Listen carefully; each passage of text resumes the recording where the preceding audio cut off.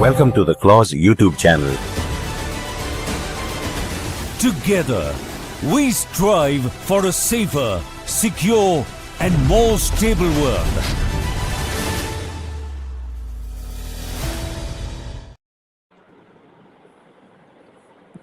Hello and welcome to Strategic Frontline, Clause's YouTube channel. Joining us today is our first guest, Mr. Nandan Unnikrishnan. He is a distinguished fellow at Observer Research Foundation, where he also heads the Eurasia Studies program. Our second guest is Major General RPS Bhadauria, Vishisht Seva Medal, Additional Director General Clause. He specializes in net assessment and scenario building exercises and is an expert on strategic issues. Our third speaker for today is Dr. Roshan Khanijo, Director Projects and Events. She is a nuclear expert and is the author of Complexities and Challenges of Nuclear India. In today's podcast, we will explore Russia's evolving strategy in a world that is more divided than ever. To begin with, I would request General Bhadauria to introduce us to Russia's concept of world majority and how realistic is that concept in a multipolar world. Right. Thank you, Anusua. So I'll start by saying that there were terms like developing world, global south, the rest, they were already being discussed, right? Then what happened in 2022 was that there's a scholar by the name of Sergei Karaganov, Mr. Unnikrishnan probably would have met him and known him. Now he came up with this term of world majority. Now this was the first year of the Russia's special military operations, and he said that people who are not with the Western Bloc, I mean, they were about, he said there are 50 to 55 countries which are part of the US bloc in some manner or the other. The balance are what constitute the world majority. Now, his idea was that the hegemony of US was keeping these 50, 55 countries together, and the rest of the countries were being made to make choices. So they said this is not a good idea. The world should not be making choices. The developing countries should not be making choices. Rather, he emphasized on the term national sovereignty, that you should be free to take your choice. You should be flexible. It should be more open and things like that.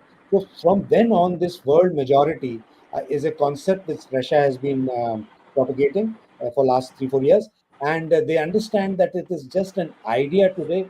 It's been thrown out, and it needs a lot of discussion and reflection. And also, then they say that it's in the world is going to be now a multipolar world, right? And Putin has said many times that it is now accelerating. The whole world is moving towards in an accelerated manner towards the multipolarity. Now, just a word about the multipolarity. This is first time probably uh, Mr. Nixon's in an interview told the Time magazine in 1972. So, and I'll just quote him that I think it will be a safer world and a better world in case we have a strong and healthy US, Europe, Soviet Union, China, and Japan. So this concept of multipolarity was there in the US mind also as far back as 1972, when we know that in 91 Soviet Russia collapsed, and then we had the unipolar world. And unipolar world means it was US hegemony everywhere. I mean, whether it was Iraq, Libya, wherever. They were doing very much whatever they wanted to do, right? Uh, as early as 1997, both Russia, Mr. Lavrov, who is now the foreign minister, was that time the permanent representative in UN of from Russia. He and the Chinese, they proposed a joint declaration to the UN. That time, Kofi Annan was the Secretary General. He proposed to him that we should promote multipolarity and a new international order. So imagine, as far back as 1997, they were thinking of this. And the reason that they gave was that there was a broad based international cooperation because of the WTO and the bipolarity having gone. So people were cooperating much more. So they said this concept should come. It was then in 98, Mr.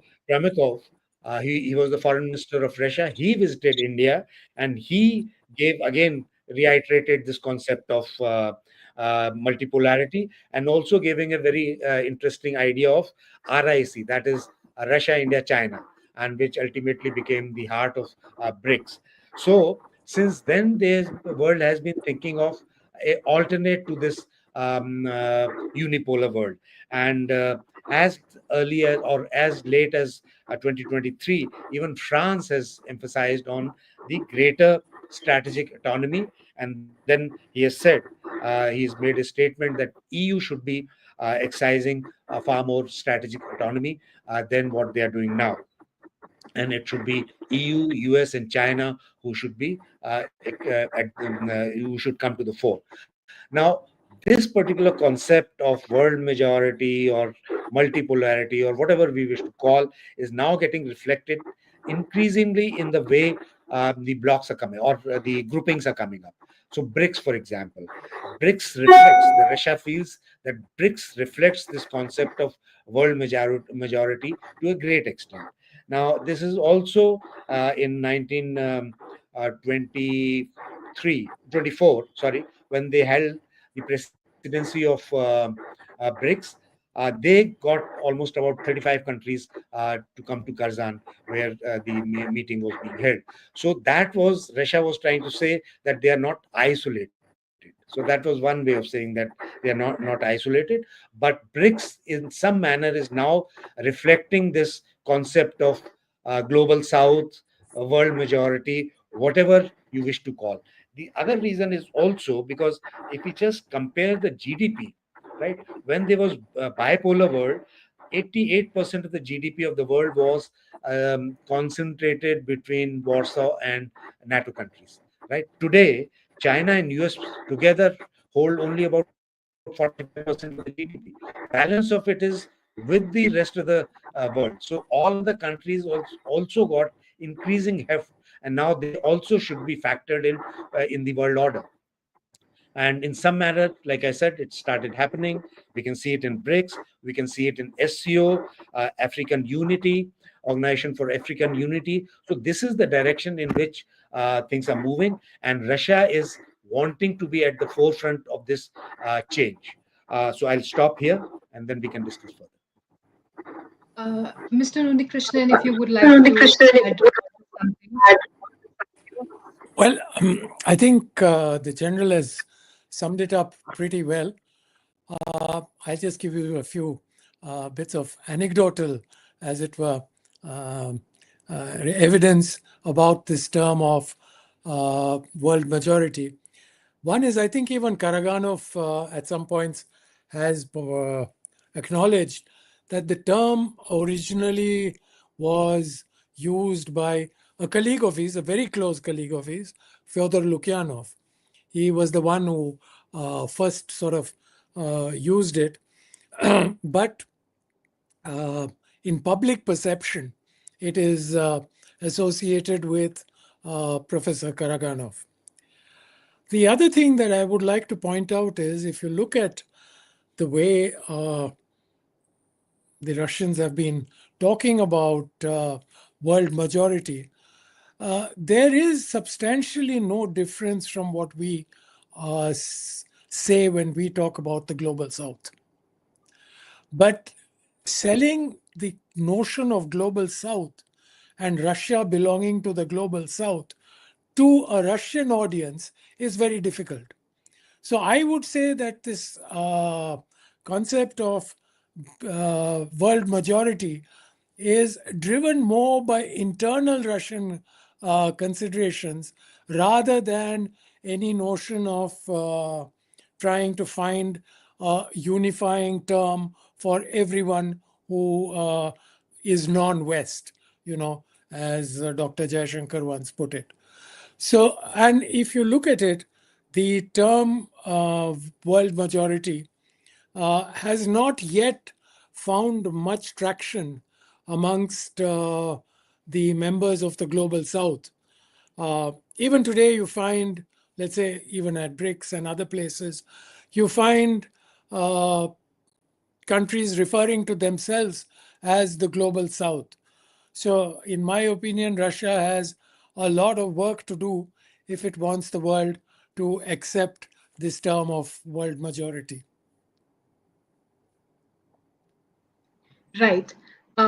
Since the Ukraine war, as we see Russia kind of navigating through the international waters, and Russia's foreign policy has significantly undergone profound transformations. In this question, my question to you, Mr. Unnikrishnan, is can Russia rebuild meaningful ties with Europe, or has the war permanently shut that door? And if not, then what do you think Russia needs to do politically and militarily to regain credibility in Europe? Well, I will not, you can't rule out anything in geopolitics. Who would have thought in 1969 that Russia and China would be friends? I mean, it was incomprehensible. So therefore, I don't rule out the fact that Russia and Europe may end up once again collaborating with each other and working together. I don't see that happening overnight. I don't see that happening for the next, in my opinion, at least 3 to 5 years. But where I will take issue with you is your formulation of Russia having to restore its credibility. I am not certain, and I'm not defending the Russians, but I'm not certain there was a great loss of credibility. I mean, if you go across the world, you will find that there is a large large number of people who are of the view that the Russians were forced into this war, that it was the threat of NATO coming to their borders that took Russia into this war. We may not subscribe to that theory, but I'm saying it's one of those theories out there, and there is a substantial number of people who believe in it. So therefore, I would not necessarily talk about Russia having to restore its credibility. The final point I would like to make is that I think today everyone in the world has come to the conclusion that what Russia offered as peace terms in early 2022, soon after the war broke out, at the Istanbul talks between Russia and Ukraine, the draft agreement, which was initialed by both foreign ministers, the terms of that are not implementable today. And that is because in 2 years of war, the ground reality has changed. Russia has lost blood and treasure, taking over about 20% of the territory of Ukraine. And I do not visualize, this is my personal opinion, I do not visualize any situation in which Russia will give up that 20%.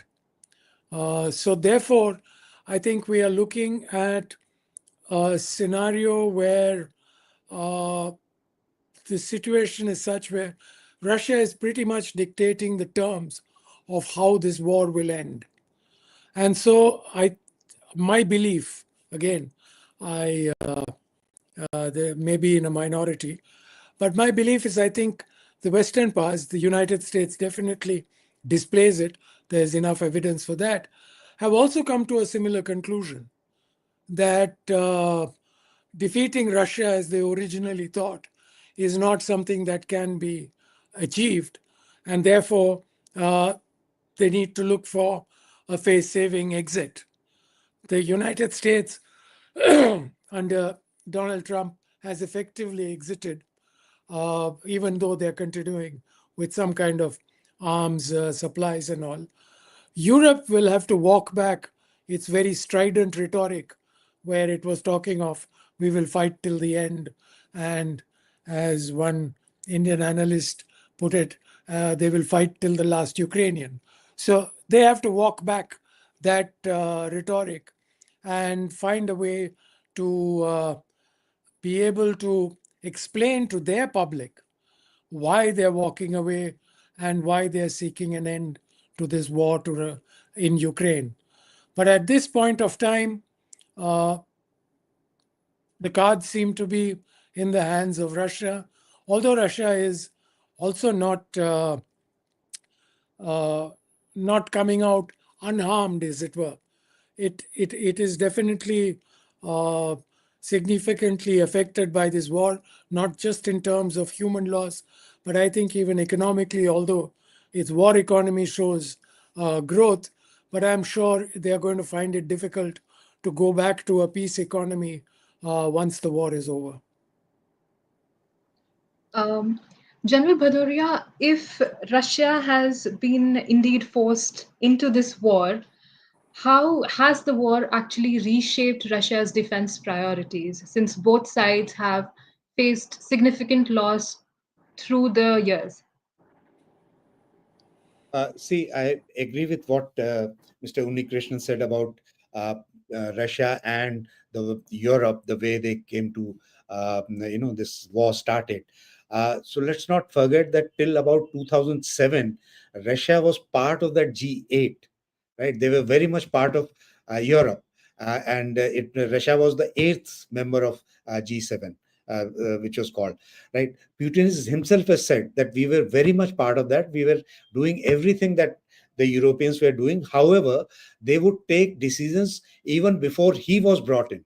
So, I mean, they just considered him to be there, but not really there, not being part of that group. So they never actually assimilated Russia and particularly Putin in their, decision-making process. So, and 2014 was the real red line which was crossed by Europe. And what Russians feel, it was at the behest of US, because they feel that European have lost their sovereignty to act independently in their own interest.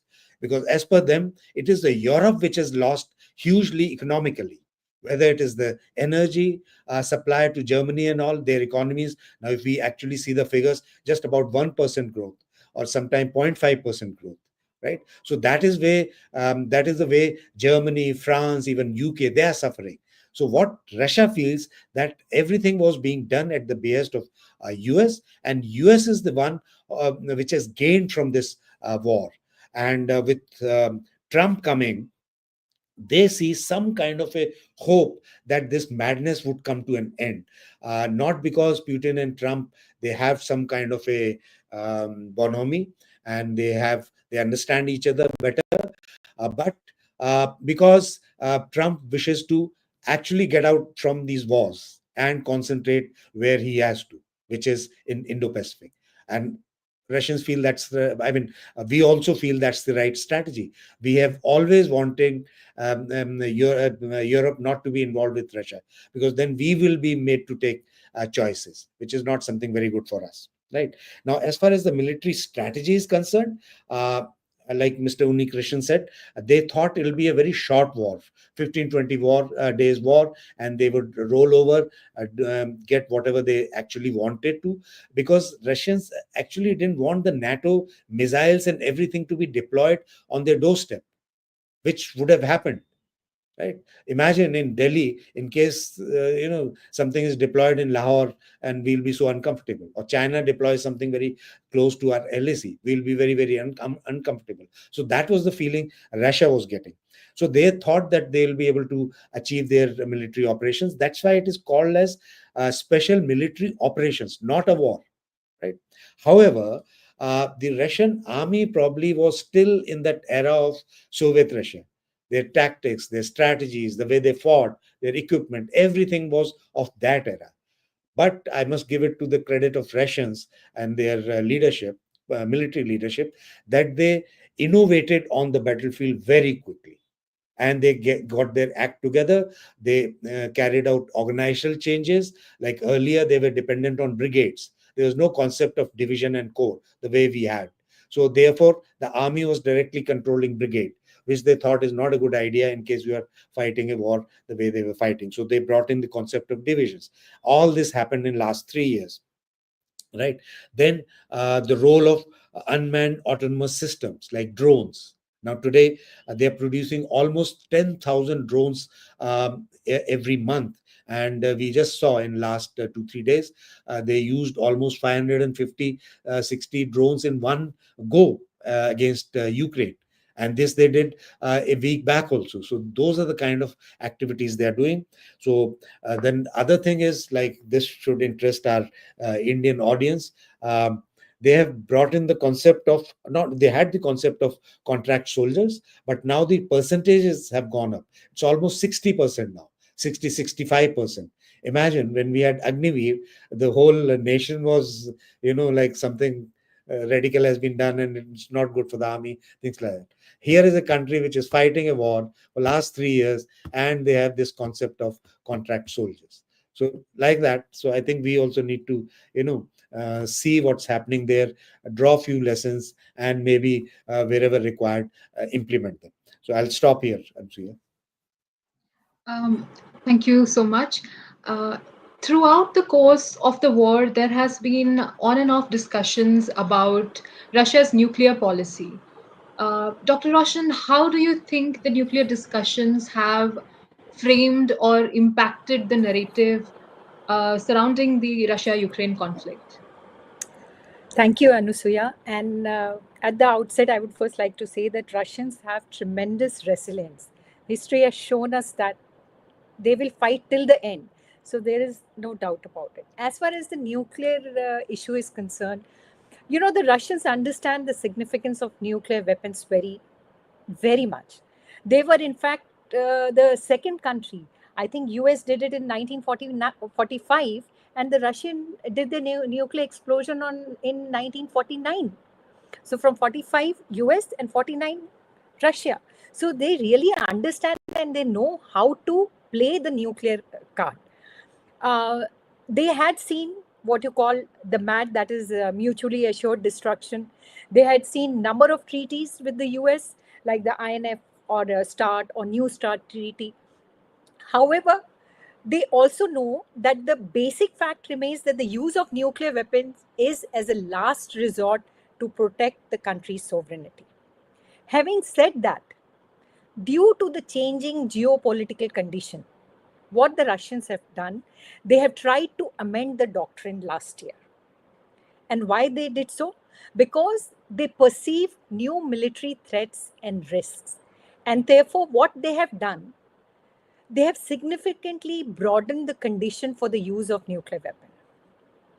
For example, it has expanded the range of countries and military alliances which are going to be subjected to nuclear deterrence, where they try to involve what you call it, Belarus also. So they are giving a nuclear umbrella to Belarus.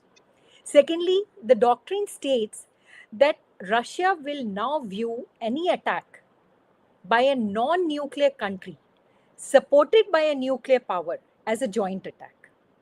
That is, the aggression by a member of a military bloc is considered aggression by the entire bloc.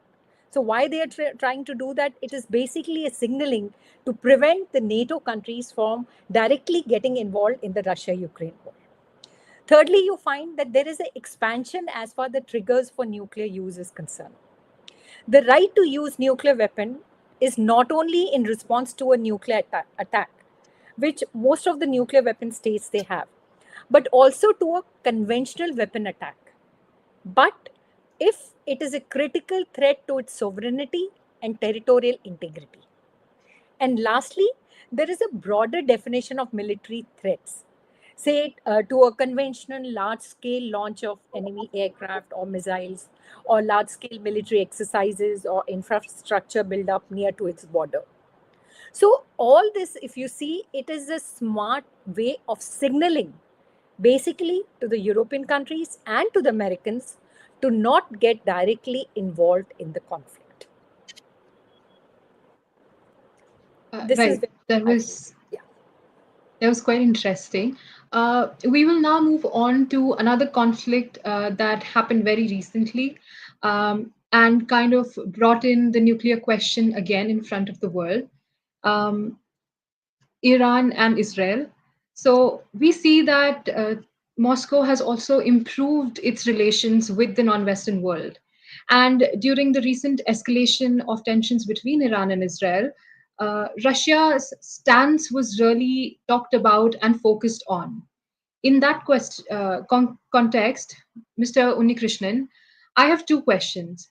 First, how has the Russia Iran military partnership evolved since the Ukraine war? And second, how does Russia's position on Israel reflect on its broader shift towards the Middle Eastern strategy? Thank you. First, Russia's relationship with Iran, particularly after 2022, the start of the war, initially at least, Russia was importing drones, particularly drones from Iran. They were using the Iranian drone models to set up their own production lines and all. But as of today, I think General Bhadauria had pointed out, Russians are producing a huge number of drones themselves and are, an old word, self-sufficient in this particular sector. It is interesting that Russia and Iran signed a treaty on the 17th of January this year. And many expected that because the treaty was signed when Israel started bombing Iran, many thought that Russia would also get engaged in military activity. However, while the treaty is called a strategic treaty, the point is at the Iranian request, there was no specific military clause in it. That is point number one. Point number two, even if, it is not only the lack of the clause, but Russia does not want to be taking sides in the complex politics of the Middle East, of West Asia, because Russia has considerable interests in Israel also. More than 3 to 4 million Jews are Russian-speaking Jews. They are from Russia, Ukraine, and many other areas of the former Soviet Union. In fact, a large section of Israel's technology sector is entirely manned by Russians or people who came out of the Soviet Union. So Russia has a very good relationship with Israel too. So it was trying to play a balancing act. It continues to do that even today. It keeps regularly, you've heard Lavrov and Putin speak about their availability for negotiations, for peace. They are happy to help provide a platform or mediate if necessary between Iran and Israel. But yes, Russia, particularly with the change of the situation in Syria, is not as strong in West Asia as it was, let's say, 2.5 years ago. So they are being very careful in the West Asian context. And while they are a significant player, they are not anymore the most significant player, let's put it like that. And the US has emerged once again as the predominant player in the region. So while Russia tries to navigate in Middle East, uh, the whole concept brings me to another important strategic partnership, which is also quite talked about, which is Russia and China. With Western sanctions imposed, we see this partnership gradually growing. And in light of this, General Bhadauria, how does their no limits partnership work? And is it truly something which is equal, or is Russia becoming sort of dependent on Beijing? Let me begin by saying that this particular partnership was shaped by the global environment, meaning the global environment which Russia faced. That is Georgia, what happened in Georgia, what happened in Ukraine in 2014. So this came about because of these global environment, because Russians always thought that they are European power. What Putin thinks, that Christianity brings them together, right? And even now, Russia has not closed their window towards Europe, in case, like what Mr. Unnikrishnan was saying, in case in 5-7 years things work out, then you never know that Russians may be moving towards Europe, because let's remember that almost 70% of the population lives are Europeans in some way, right? Their common heritage, marriages, culture, everything is European. Even today, when you go to Russia, you find European goods all over. Right? They would rather be with Europeans than with Chinese, right? So, and it may not be out of place to say that Russia is actually not very comfortable with China, and they are there because of the global environment and compulsions. However, having said that, today this partnership is now graduated to every field that is possible, right? Economy. They're trading almost $200 billion worth of trade is taking place between the two countries, if my figures are right. Connectivity, they're improving their connectivity, gas pipelines, like that. Diplomatically, politically, they are cooperating, that we have seen. UN Security Council split between Russia, China on one side, and balance of the Europe on the other side. So that is the kind of cooperation taking place. However, the economic disparity is really huge, right? Both were communist countries. In one country, communism just collapsed, and there are hardly any communist country, Russia. Their economy is also not doing well. In other country, the Communist Party of China is very strong. They are becoming stronger by the day, and economy is also doing great, right? So there is some kind of a study in contrast, and we have to keep that in mind. Then CNPs are far, the disparity is too much, except for the nuclear weapons, where Russia, of course, scores. They have got thousands of nuclear weapons, as against about 300-400, or maybe 500-600 what China has. So, and Russians have been superpower. They think like superpower. They want to behave like superpower, right?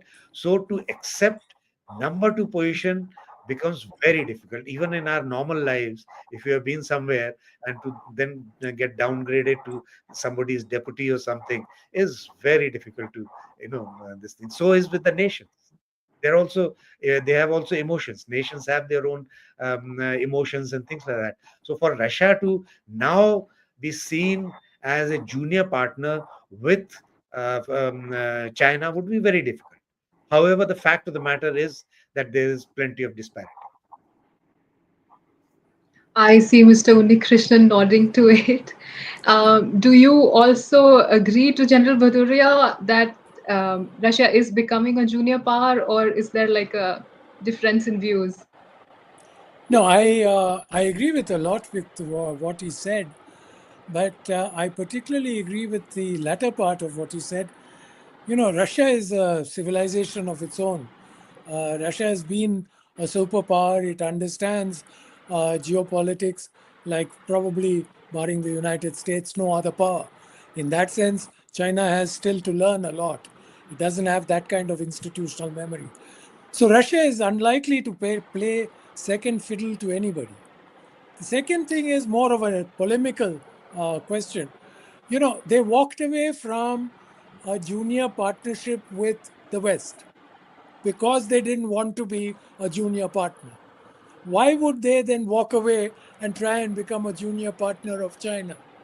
Particularly a China with which they don't have a very healthy relationship. There are lots of areas of discomfort that the Russians have with China. And let me give you one example. India.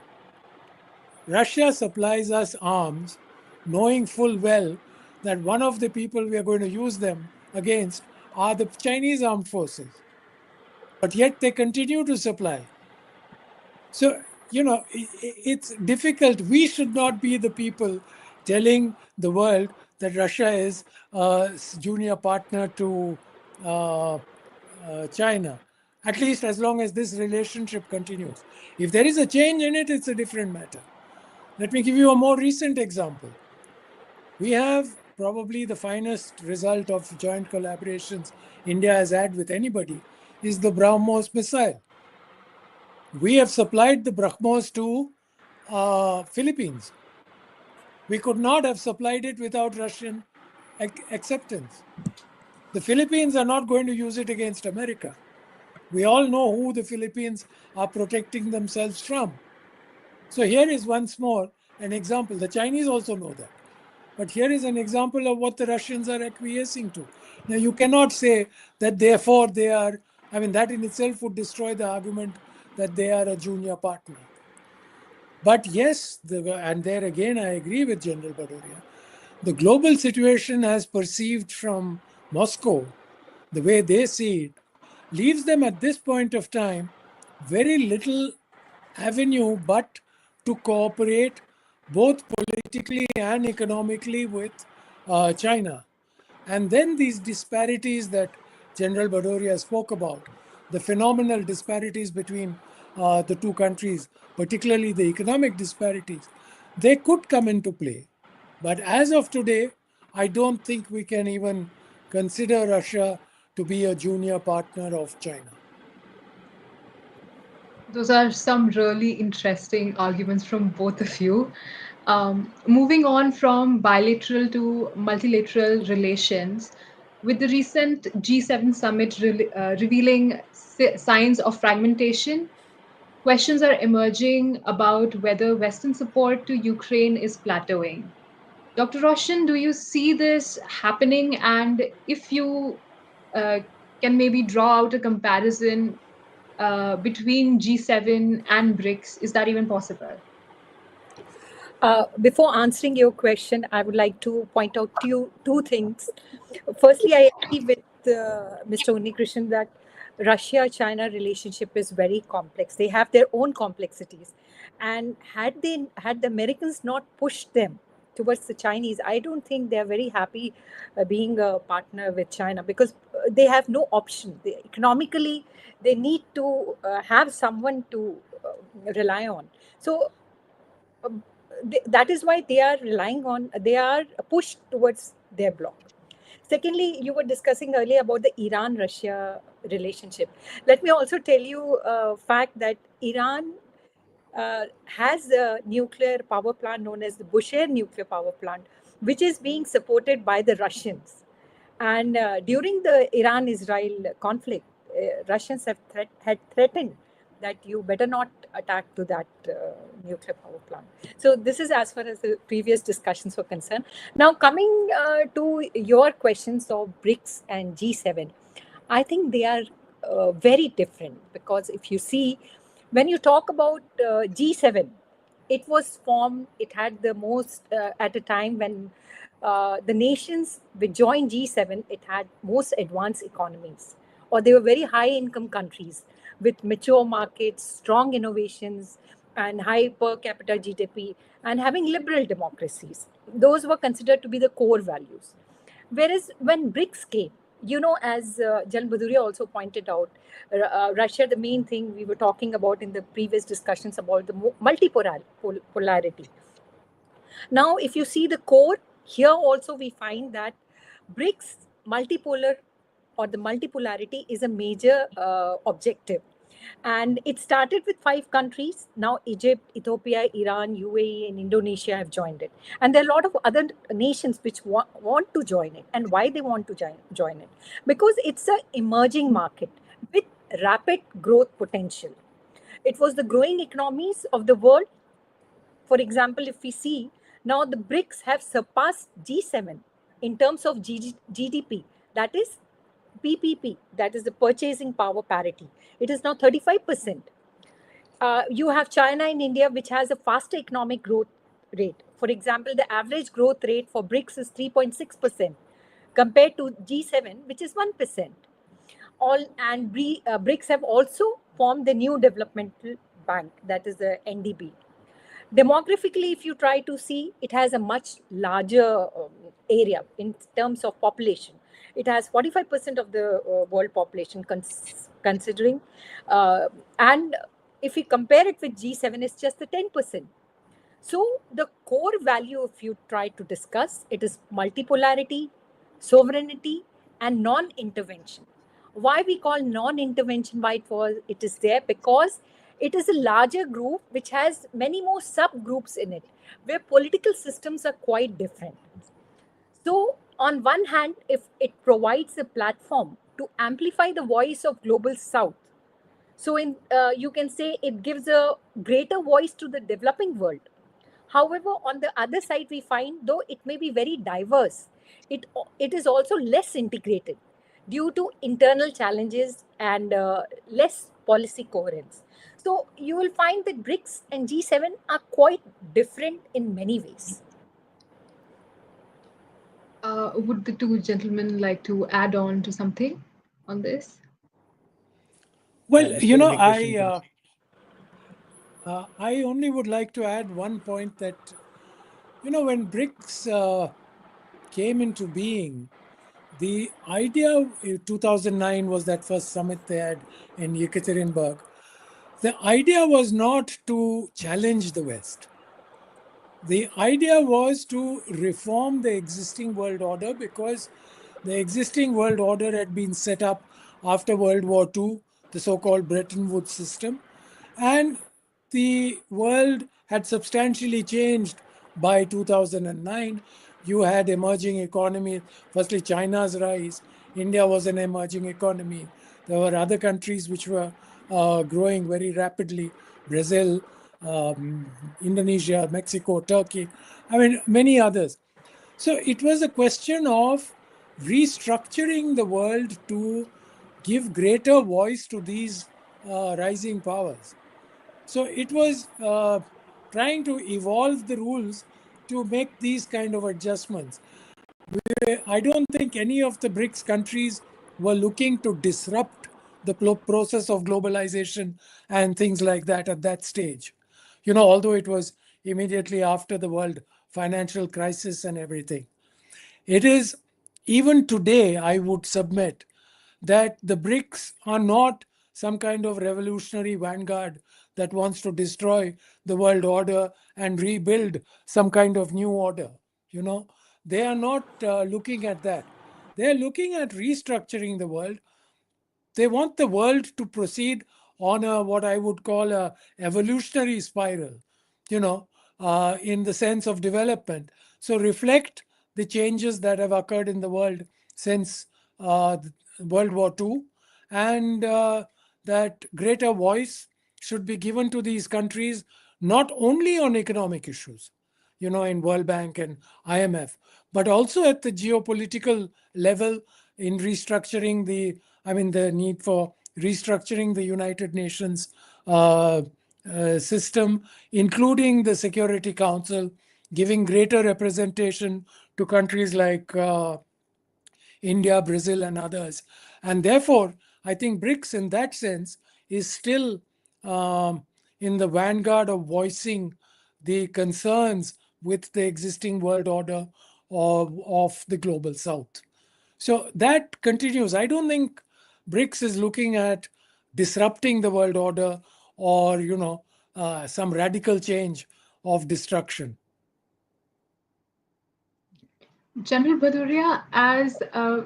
BRICS kind of tries to restructure the order, do you feel that BRICS can bring a viable alternative to the financial and trade systems which are currently led by the G7?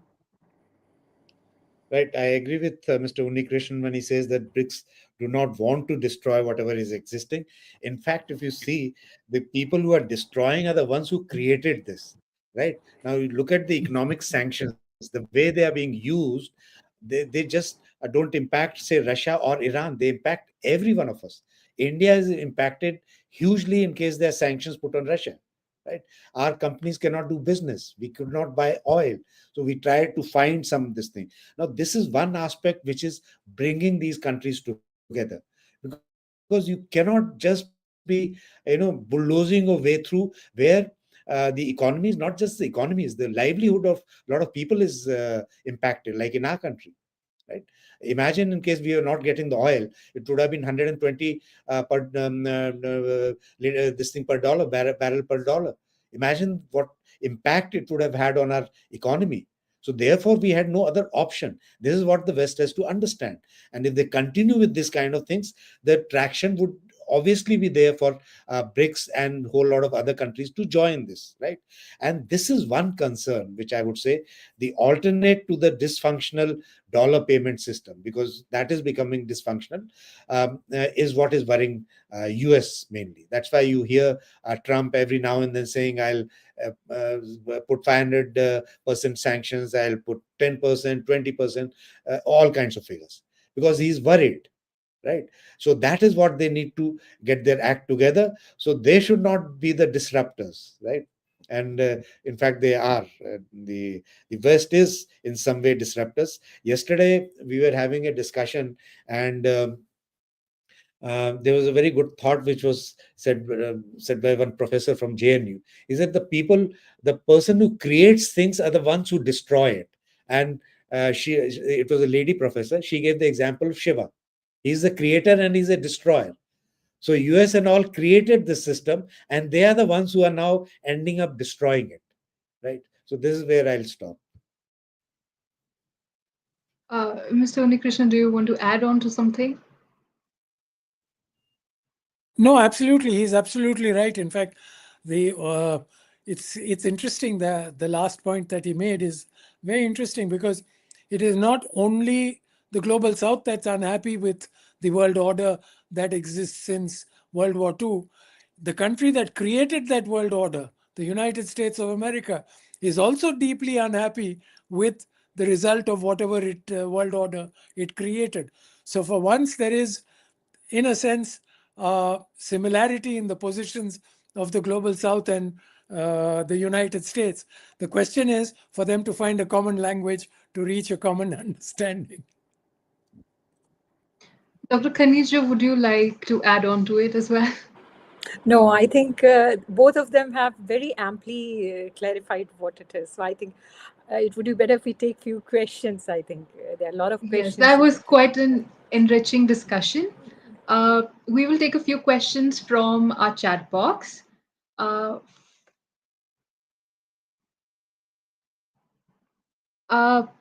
first question is, this to and fro has been going on for centuries. One or the other of them needs an enemy, even if assumed. The present enemies of the West are primarily Bharat and Russia. Your views? I think General Bhadauria can start, and then we can follow up. Mr. This thing, because he understands Russia and Europe very well. Right. Thank you for that. Well, one is, I definitely agree that the present enemies of the West, present enemy of the West is Russia. I would add China to that list. I definitely would exclude India from that list. We are definitely not enemies. If anything, we are the closest approximation of friends they have in the global South. So that is one. That the West requires an enemy, the focus on an enemy is probably true. I mean, I will not disagree with the questioner, but I would like to point out that that's true for most countries. Everyone, when you mobilize patriotism and nationalism, it's always against the other. It's very rarely without that. So it's not a crime that I would uphold against the West alone. There are many others who suffer from that same disease. But the point I would like to make, and this is in connection with the earlier discussion on BRICS that we had, the resentment that we have from the global South about the West is that they are not recognizing the fact that their hegemonic control over global systems is coming to an end. and that this is reflected in the rise of so many countries like China, India, Indonesia, Turkey, Mexico, and several others. And they are resorting to, as General Bhadauria pointed out, to sanctions and tariffs and all kinds of things like that, which are harming the global south primarily to restore their hegemony or their dominance.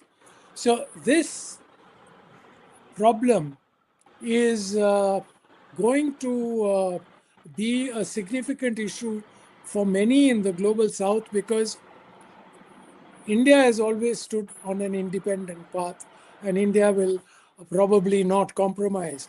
But there are many smaller nations which may not have the same resilience as India and some other countries have, and may be more dependent on their relationship with the West, and therefore will not be able to withstand pressure. So it is important that we find, instead of making enemy camps, that we try and find a via media that brings us all to the recognition. And I will end on a philosophical note that, this is one earth. We all live on it. There's no point trying to fight over it, because there is no other place to escape to. We don't have the technologies yet that can take us to the moon or some other planet. So we have to live on this earth, and it's better to live without killing each other. Very rightly said. Dr. Roshan, do you want to add on? Yeah, I think what Mr. Unnikrishnan said is quite right. I don't think West, we are enemies or this thing of the West or so for. I don't think so. That is a wrong notion which is coming up. If you see EU, we have a very good relationship with EU. And I think we are one of the countries who are who are friendly with most of the countries. And that is not easy to do. So I don't subscribe to that argument that we are also the enemy. That's what my point is. Can I just come in, Ansuya? Yes, Right? sure. This is something interesting I just wanted to share with you all.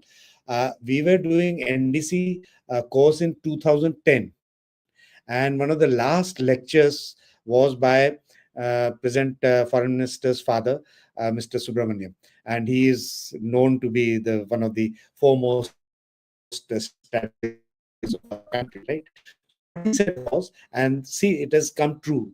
That was in 2010. That going forward, another 15, 20 years, the three largest economies or three biggest countries would be US, China, and India. India for sure would be third, and between the two of them, one of them would be the largest. So India will have to, you have to be with somebody. So with whom would you be? Obviously, it'll be a country with whom you share values, with whom your diaspora is comfortable, with whom you have other engagement and things like that. So the answer is very, very obvious, right? So therefore, whatever be I read in social media and other places that US is trying to put our national interests are converging with US 100%. Right, we need technology, we need to develop our military modernization will take place only in case we get technology from the US. It was from Russia, but today Russia is unable to supply that technology and in the numbers that we require. So therefore, for times to come, our exports have to be to Europe and Russia, to US. So how can we not be friends with people with whom we have such convergence of interests? Right. Next question is, given Russia's reducing dependency on Iranian drones, will that alter their military cooperation? Also, why is Russia not giving Iran S-400 even at the time of such heightened tensions? Well, if you will permit me to take those. Yeah, sure. One is, I don't think there is a dependency of Russia on Iranian drones. Russia today is probably the world's largest producer of drones.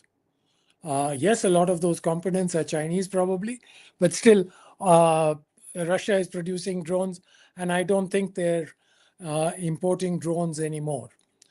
The second on why is Russia not giving Iran S-400? Well, Russia is in a war and locked in using those S-400s. If they had to give an S-400, there are two that they owe India. They would have to meet that requirement first. So it's just that they don't have spare S-400s going around. The second thing is, I'm not very certain that the S-400s would have significantly changed what happened when the US and Iran when US and Israel bombed Iran, because there would have had to be a substantial number of S-400s for them to be able to create a protective environment. And one or two S-400s would not have significantly changed anything. Maybe you would have had one aircraft more dropped down, something like that. But there would not have been a significant change. Yes, Dr. Roshan. I think we have to understand what General Bhadauria also told previously, and Professor Unnikrishnan also said that Russians have been a superpower before. So they know how to navigate through this world. And Iran is an important player in Middle East. So I'm sure Russia would like to have a relationship with Iran. Drones, what rightly Mr. Unnikrishnan pointed out, they are making the largest number of drones. And as General Bhadauria also pointed out recently, they had the drones strike, which was the highest in so many years. So I think that Russia-Iran relationship is going to continue. General Bhadauria, do you want to share views on the same question? Thank you. I don't think I can add anything else. Thank you. Thank you, MC. Our next question is there any benefit for India in a Russia-India-Iran cooperation? Maybe Mr. Unnikrishnan can start and then the others can follow again. Well, the most upfront, stark project that I see is the North-South corridor. The North-South transport corridor has several benefits. One is it avoids the bottleneck of Suez. It reduces the journey of goods from, let's say, India or Southeast Asia to Europe by almost 10, 12 days. So there are significant advantages. One of the reasons why it's not commercialized is that Iran is a very heavily sanctioned country for many years, and therefore investment to improve the transportation communications within Iran are difficult. And Iran also does not have the easiest of, let's say, customs rules that creates other impediments. But that is the stark project that I see of Russia, India, Iran cooperation. Then, of course, we have the Chabahar port, which we are operating and we would like to use as a hub for our communications into not only Russia and Europe, but also into Central Asia. So that is another advantage that we have in terms of our cooperation with Iran. Thirdly, and this is more at a geopolitical level, see, you can't in the Middle East, yes, Iran has been bombed and is maybe substantially weaker, but at the same time, Iran remains an important player in West Asian politics. And if anyone wants to have influence in that region, it will have to be a country that has a relationship with Iran as well as with other countries in the region like Israel, Saudi Arabia, UAE, and others. So you'll need a good relationship with Iran. And in that context, Iran is also a member of BRICs now. So you have, several, they are also in the SCO. So India is in several formats where the West is not present, but Iran and India are there together. So therefore, the need for cooperation between Russia, India, and Iran in these formats also becomes self-evident. General Bhadauria? Yeah, and so I just want to draw the attention of our audience to the geography, right? Whatever Mr. Unnikrishnan has said is absolutely right, but I just want to add this the aspect of geography. Now, Russia shares a huge boundary with China. So does India, right? So, and our near abroad and their near abroad are almost same. So, shouldn't we be friends? Aren't there benefits in this? Obviously, there are benefits, right? Look at Iran, similar geography, right? And Chanakya was very smart to say that neighbors' neighbor are should be our friends. So obviously, Iran should be our friend. Russia must be our friend. So that's the note on which I would, contribute in this discussion. Yes, Dr. Roshan. I'll just say one thing, that Iran themselves, they would also like to be a friend, because they also want to hedge few countries there. So they would also want that economically also, the more diverse they are, it is beneficial for them also. So it's a good combination of Russia, Iran, and India going together. We would take our last question. Don't you think it's leading to a multipolar world, as we would like to take military equipments from Russian technology in many fields from America, take rare earth minerals from Africa? Um, I think this is kind of indicating to the multipolarity, where we are taking technology from different countries and minerals from other countries. Uh, You Mr. want me to Unnikrishnan, answer yes. it? Yeah, yeah. Okay. Please. I think, I would agree broadly with the notion that multipolarity is coming. Currently, it's a very asymmetrical multipolarity.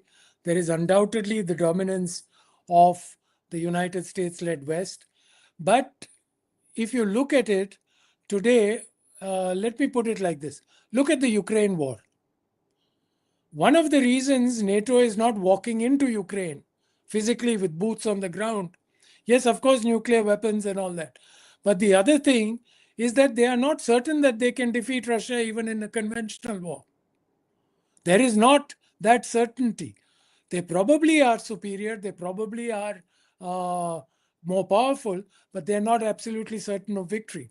Now, that in itself indicates that there is a substantial shift in military power across the globe. Now, therefore, and in economic power, of course, already figures were pointed out about BRICs and the emergence of other countries. So I would say that the multipolar world is uh, evolving. We are in that transition period, moving away from the global hegemony of one country to a sort of multiplicity of powers interacting with each other. And we are all in the process of learning how to do this. There will be mistakes we'll all make. Even India, I'm sure, will make a few mistakes down that road. But eventually we are going to arrive at a multipolar world. The only word of caution I will put here is that that multipolar world is not likely to emerge in the next couple of decades. We are likely to see, for the next decade at least, the predominance of the United States. And the United States today is pursuing policies to try and extend that decade by at least a few more decades. So this struggle will keep going, and we have to learn from it how to navigate these troubled waters. General Bhadauria, would you like to add on to it?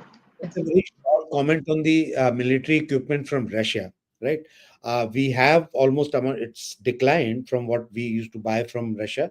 Now it is more diversified. France, America, they have come in. US is at this moment only about 12-15%, not more than that. But Russian equipment, which we had bought for next 20-25 years, because there is a life cycle concept. So we have to be engaged with Russia. And also, let's not forget, we bought S-400 very recently, right? And probably there are talks that we might be co-producing S-500 and maybe some part in India and some in Russia.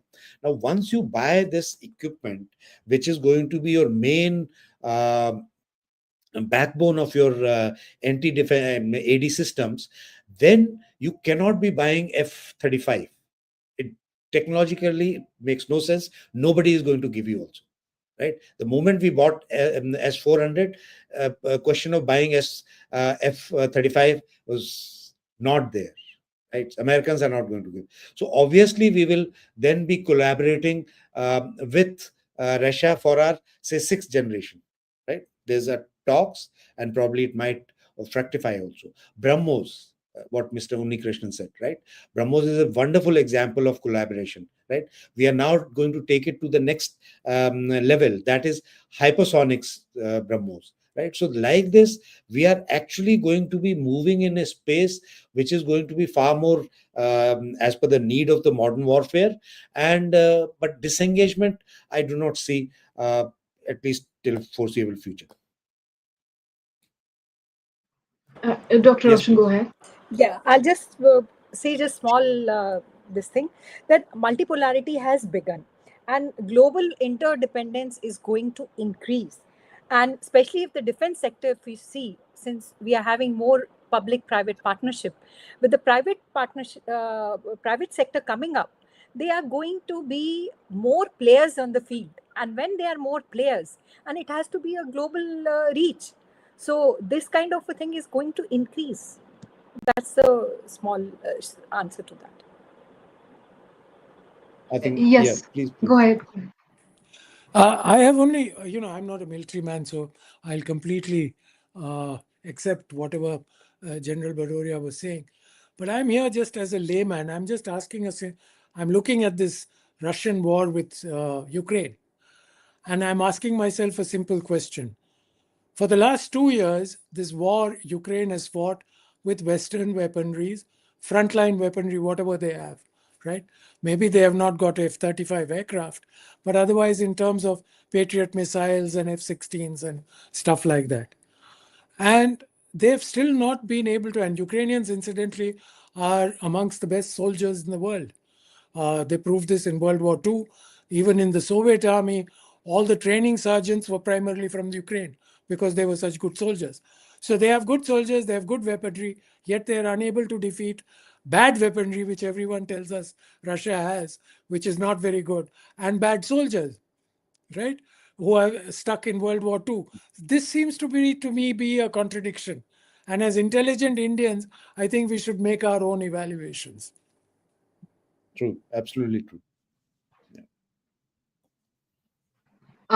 So with this, we come to the end of today's discussion. Even when the end of Russia-Ukraine war seems uncertain, or what the consequences and negotiations might turn out to be, and with new emerging conflicts around the globe, I'm sure that the audience had an enriching session. Thank you, Mr. Unnikrishnan, General Bhadauria, and Dr. Roshan, and to all our audiences for tuning in today. Thank you so much. Thank you for inviting me. Thank you, Mr. Unnikrishnan. So wonderful much. discussion. Right. Thank you so much. And Thank you. very well done, Ansuya. Very well.